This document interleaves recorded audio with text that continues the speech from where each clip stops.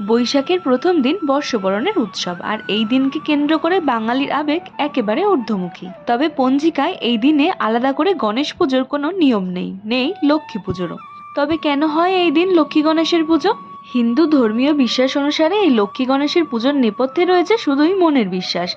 আর অনেকেই মনে করেন বছরের প্রথম দিনটা যেভাবে কাটানো হবে গোটা বছরটাই ঠিক তেমন কাটবে। তাছাড়া যে কোনো শুভারম্ভে গণেশ পুজোর পেছনে রয়েছে একটি হিন্দু পুরাণের গল্প। গণেশ ও তার ছোট ভাই কার্তিকের মধ্যে ত্রিভুবন পরিক্রমার একটি পরীক্ষা হয়েছিল, আর সেখানে গণেশ তার বাবা মাকে প্রদক্ষিণ করে বলেছিলেন তারাই তার কাছে ত্রিভুবন। আর তাতে খুশি হয়ে শিব পার্বতী গণেশকে আশীর্বাদ করেছিলেন সব পুজোর আগেই হবে গণেশ পুজো। আর লক্ষ্মী পুজো হয় ধন দেবীর আরাধনায়। সারা বছর গৃহস্থের আর্থিক সমৃদ্ধির কামনায় হয় এই ধন দেবীর আরাধনা। বছরের প্রথম দিন মাতা লক্ষ্মীর আশীর্বাদ নিলে তার কৃপায় সারা বছর আয় উন্নতি থাকবে সংসারে।